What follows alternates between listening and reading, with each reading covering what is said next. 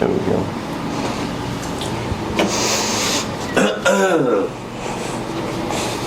Yeah, Miss Confidence. Okay. So I know they have a Miss America pageant, but now I guess the Miss Confidence pageant, you placed pretty high.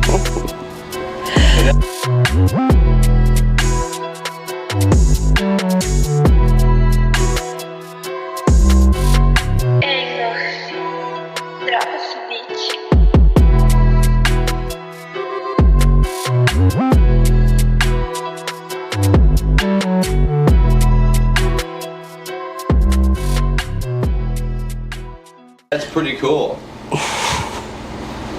Coming from no confidence, where you wouldn't even try to get in, or the pageant, where you were so far away from that, but now you placed in the top, I don't know, top 3. I don't even, maybe you won, I don't know. Anyways, so Tina, interview with Tina Smith. Hi. Interview with Tina Smith,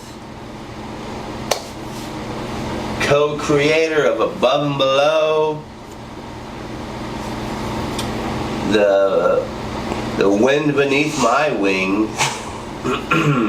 So Tina, where you from? So I am from Austin, Texas, born and raised on the south side. And I really felt like it was important for me to tell my story, because we've been talking a lot about confidence, and that's something that I struggle with.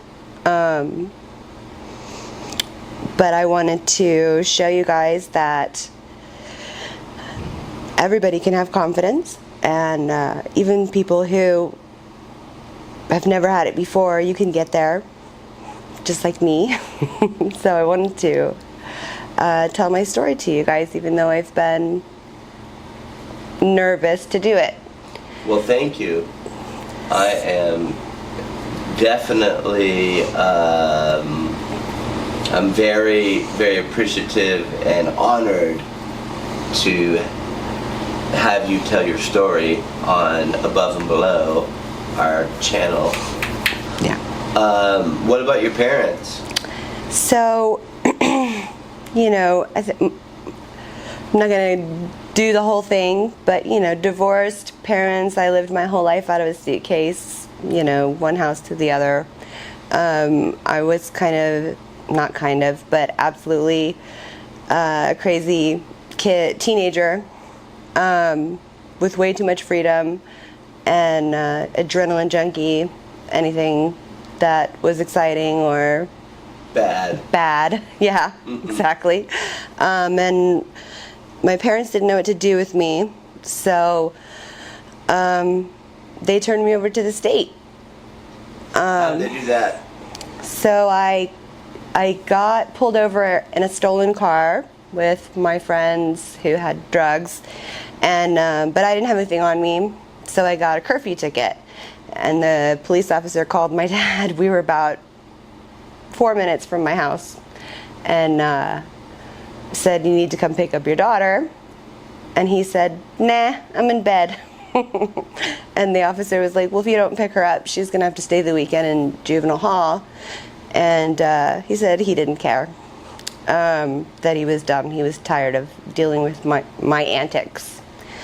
And of course everyone told me, "Oh, you'll be out in the morning, you know, on Monday morning, you'll be out. It's just a ticket." And he showed up to court with my grandmother, and the judge said, "Okay, it'll be a $60 fine, no probation, anything."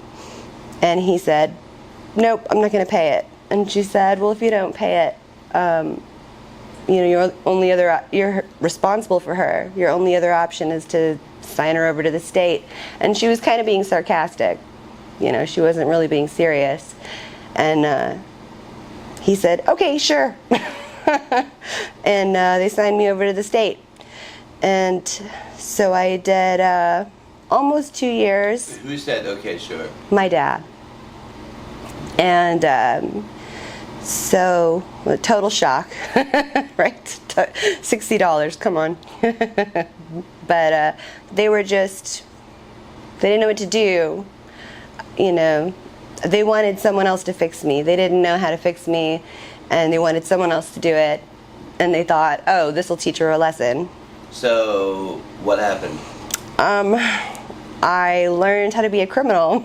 Well, and I met a bunch of people with a bunch of connections to get a bunch of drugs. so you were in juvenile hall. Yeah. That's where you met these people that you say that gave you connections and things like that, right? Oh, yeah. So I came out, I went in a partier looking for excitement, and I came out with the full intent to be a criminal and do drugs and run drugs and do horrible things. And How long were you in juvenile hall? almost 2 years. Okay. Really, like a year and a half. 2 birthdays, but not quite 2 years. Okay. And when I came out, I basically just never went home. My friend turned 17, we got an apartment, and that's when heroin took over my life. I was an IV drug user. When did you start using IV drugs? I mean, I had tried it multiple times by the age of 14, but by 16 I was a full-blown junkie. I mean,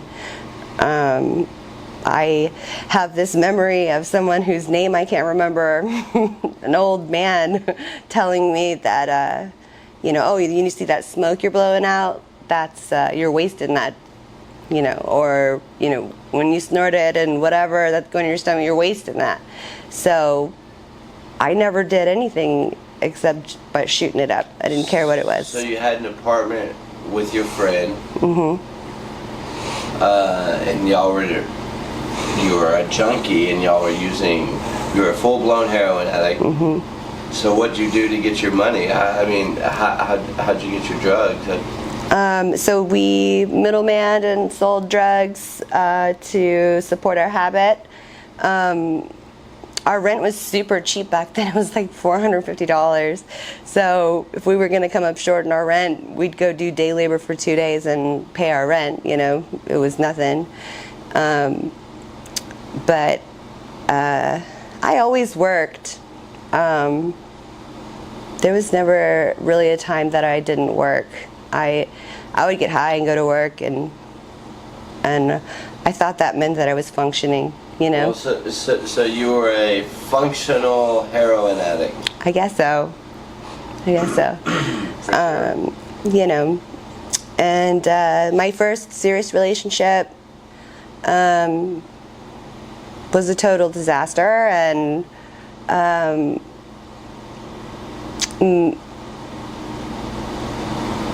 a crime, I guess you could say. I was 17 and he was 24. I don't know if that's really a crime in Texas, but anyway, ended up having my son, and really those were the only periods of sobriety I ever had in my life, was when I had both my sons. And I went from that relationship, and I was not on drugs when I left him, and I was having a clear mind, and I was going to fix everything, everything's going to be okay. And I was making a good decision, and I was leaving this toxic relationship. But as soon as I came back to Austin, I fell into an extremely abusive relationship that ranged from everything from physical abuse to mental abuse, but beyond that, it was like brainwashing. I was so young that I just believed everything he said because he was 11 years older than me. You thought you knew everything, and you thought you were doing the right thing, which you were by leaving this guy. And So that probably gave you some momentum in thinking, well, hey, I'm doing the right thing. I do the right thing, but little did you know you were being manipulated by somebody, by another guy. Yeah, absolutely. Manipulated, gaslighted, abused, and all of it, all the good stuff. Yeah,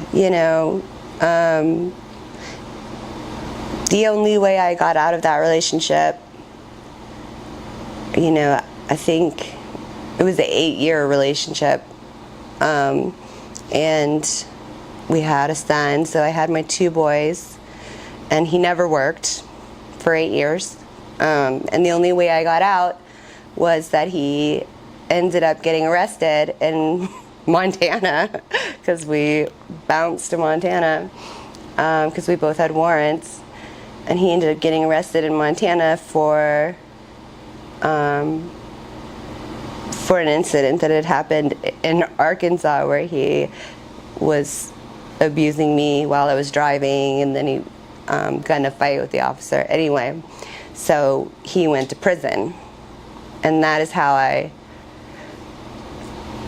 think that is the turning point in my life. I don't think that I ever would have been strong enough on my own to get away from him. That he had his claws so deep in my brain. Even though I didn't like him anymore, I hated him, I didn't want to be around him, but I couldn't leave him.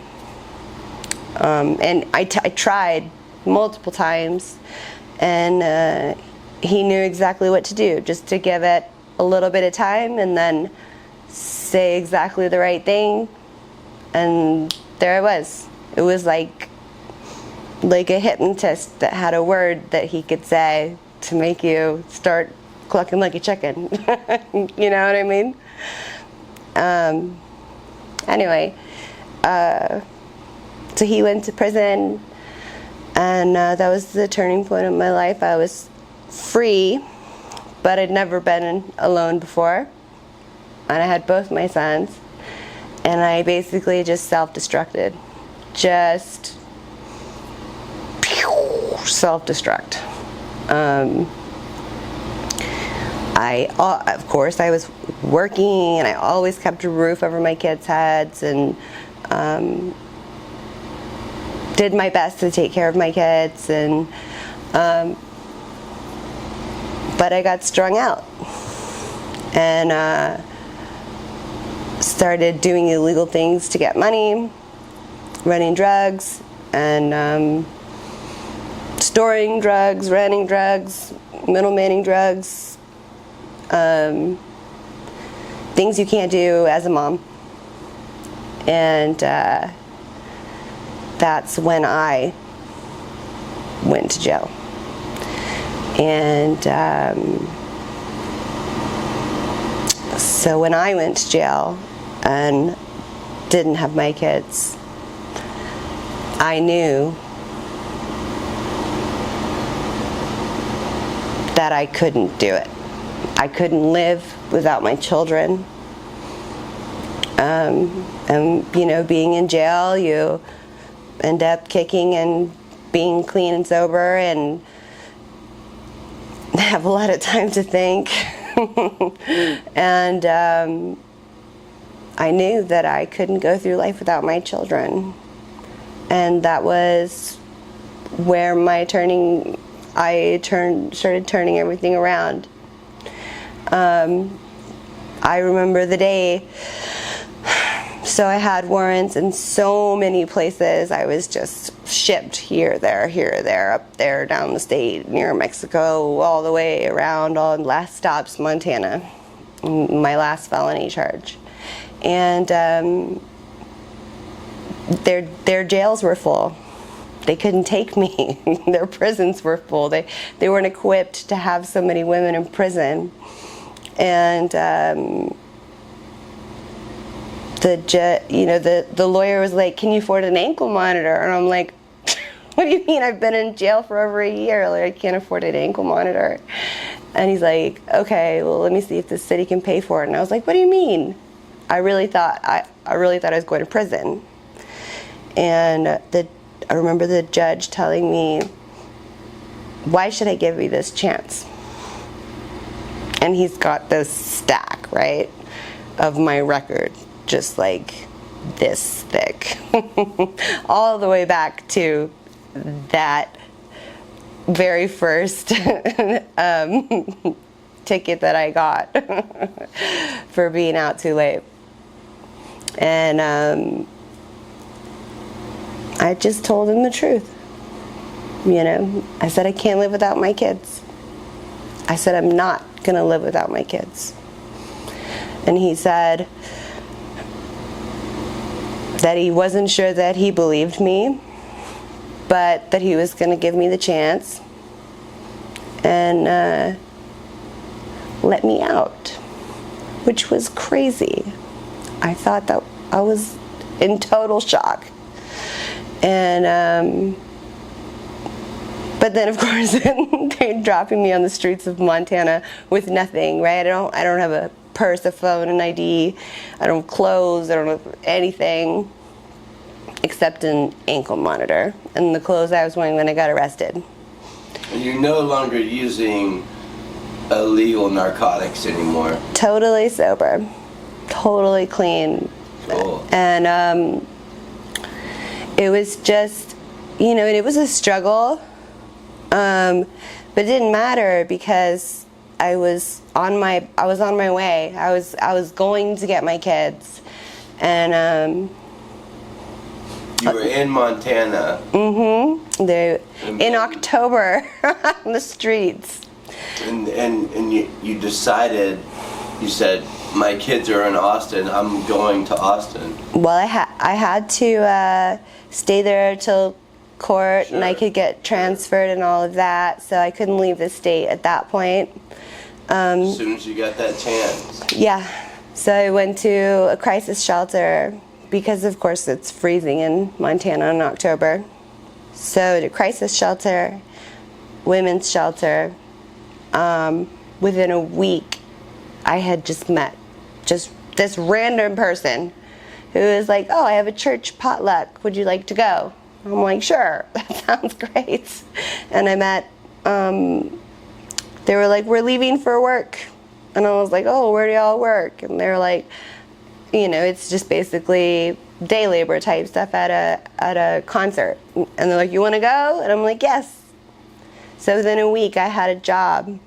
Then met people at the job who let me rent a space from them, and then I met someone who let me rent a room from them, and I started to build some momentum, right? Then I get a really good job. And it sounds silly, but at IHOP, but it's really good money in Montana because they pay minimum wage plus tips anyway. And I'm able to send money, right? So I take half or more of everything that I make and I send to my kids. And I talk to them every day I can. Until finally the probation officer says your transfer came through and you can go to Texas now. And I guarantee you I was on a plane that night. And so then we start over, right? Now I'm back in Austin with not quite as little as I had in Montana, but almost. I had a couple suitcases, clothes. I at least had an ID. But I knew being in Austin wasn't safe for me. So I looked up the cheapest sober living I could find, and that's where I went. And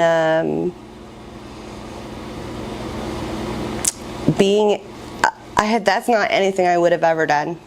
I wasn't a rehab person. I wasn't a 12-step person.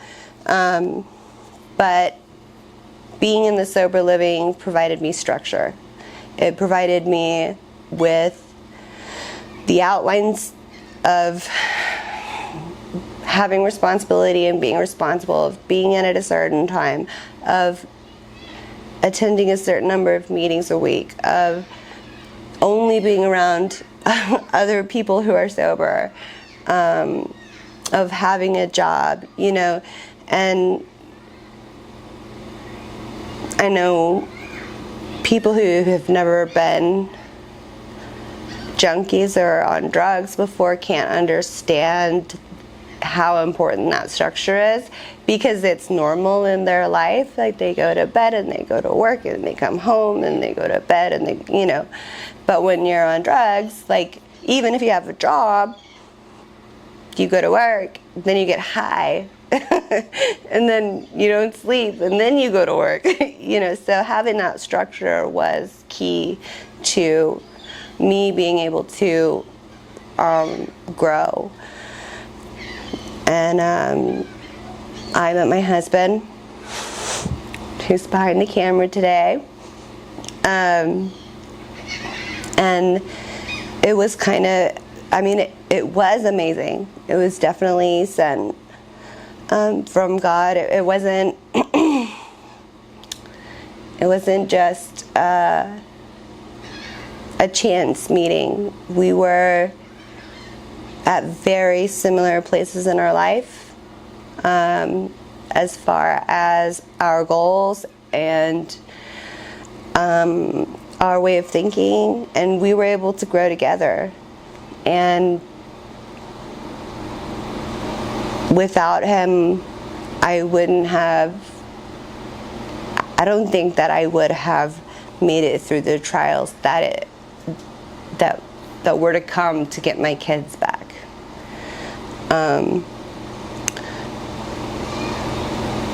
You know, I said at the beginning of this video that, you know, confidence was something that I have struggled with, and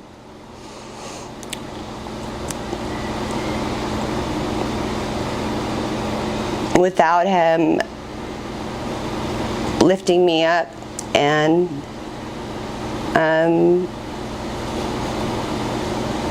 showing me my worth,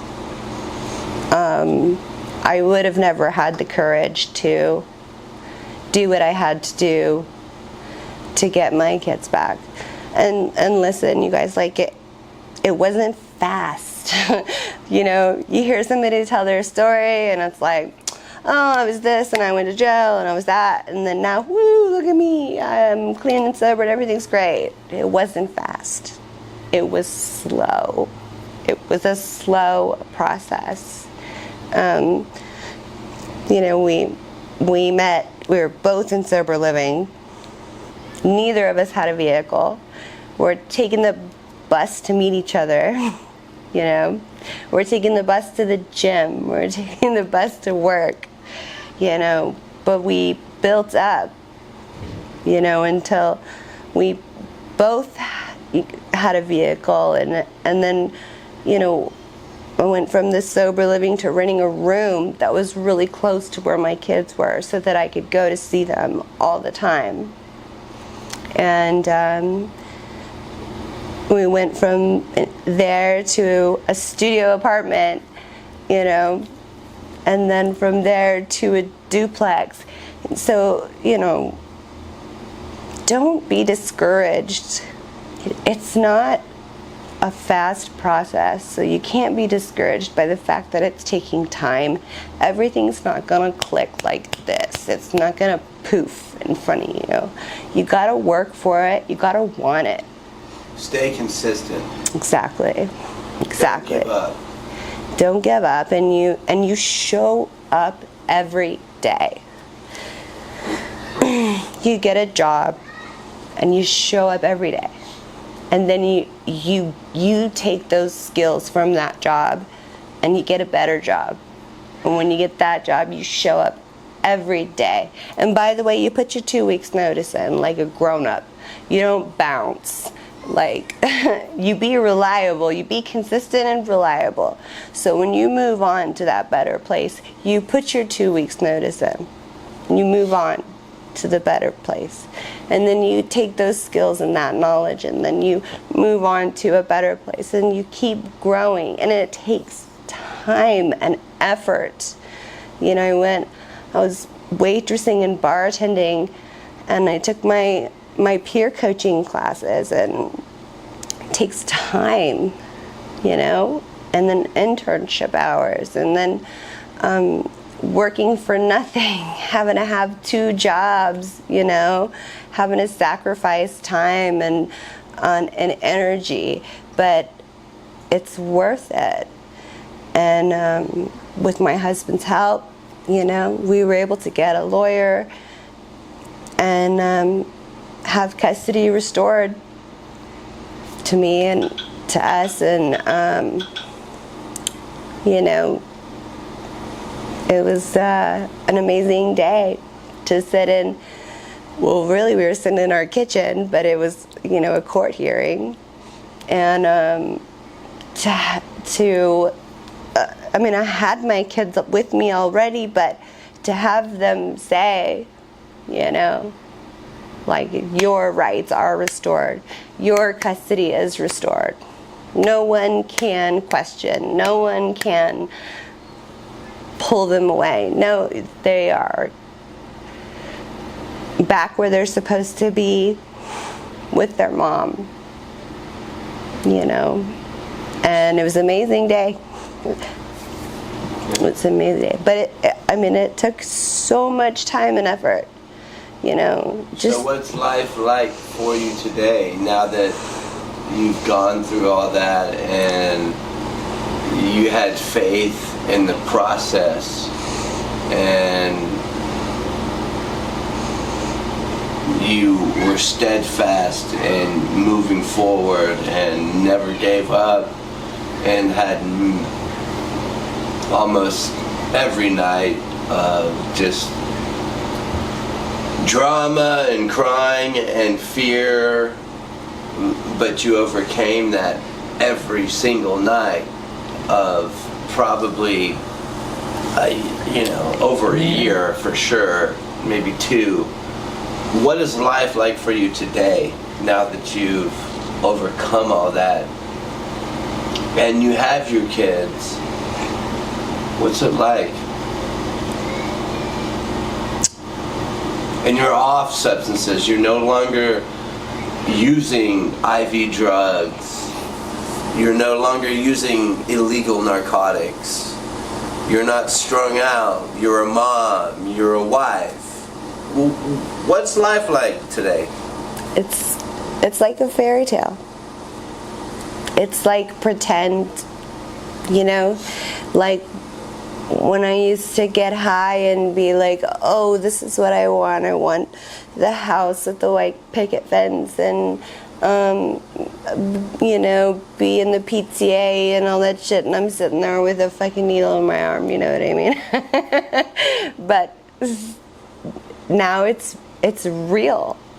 I figured out that I had to grow up. I had to grow up for my kids. And I grew up and I learned how to be responsible, and I learned how to be reliable, and I learned how to be consistent. And now I have that dream. I have my house. I have my husband. I have my kids. You know, football games and back to school nights, and you know, I have a job where I'm discovering skills that I never even knew that I had, and leveling myself up. You know, I didn't put any work into building my knowledge or building on my capabilities, and now I'm able to do that. And I'm lucky to be in a place where it's recognized and I can grow from it. And despite my background, I'm able to be successful, you know. And I guess I just want people to know that the most important thing is to not give up. There's gonna be really bad days. Maybe most of them are gonna be bad days. Yeah, I mean, I think I had a whole year of bad days. So it's how bad do you want it? Exactly. And yeah, getting high is easy. Making excuses are easy. Making excuses is easy. Getting high is easy. But the repercussions and the consequences aren't worth it. And that's when you know that you've grown up, is when you can see around that corner and see that if I start doing this dope right now for one weekend, I'm going to be hooked on it. And that's when you know you've grown up. So you have to want it. And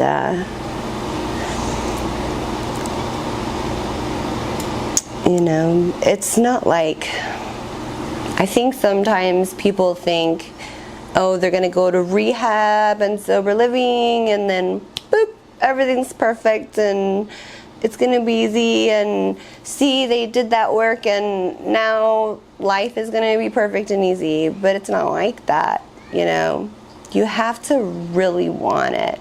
You have to work for it. You have to be willing to overcome bad days. You have to be willing to overcome people trying to block you from getting what you want.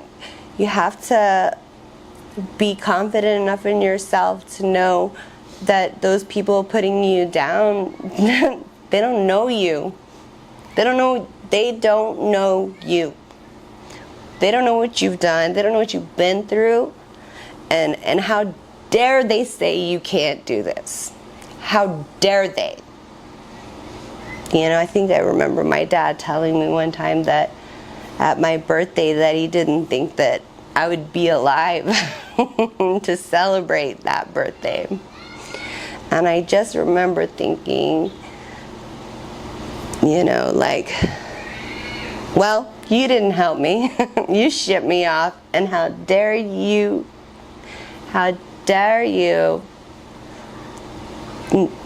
pretend to know what I'm capable of, because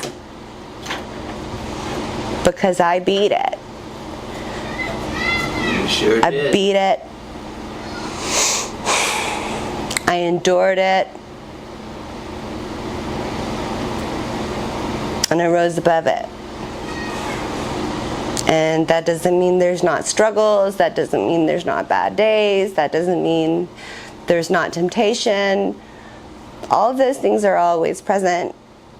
If you had one thing to say to anybody, all the mothers out there, or maybe young women who are thinking about maybe going down that path of just that locks it in. Using drugs, what would it be? I would say, pick up your baby. Pick up your grown child and hold him for a second. And then imagine that you don't have him for the rest of your life. Imagine some other woman holding them. And know that that's not what they want, and that's not what you want. And realize that they're worth it, and you're worth it. Well, that is definitely a very inspiring and amazing video, Tina Smith. And it was an honor. An honor to listen to that story. I hope we can do another one here sooner than later. I just want to get a quick view of this. I mean, this takes away from the beauty, but you know, the beach, where we're at right now, definitely not as beautiful as what we've been filming, but it's a nice spot. So I guess it's you got any shout outs or anything else to say? Shout outs above and below. And I love my babies. Okay. All right. See y'all shortly.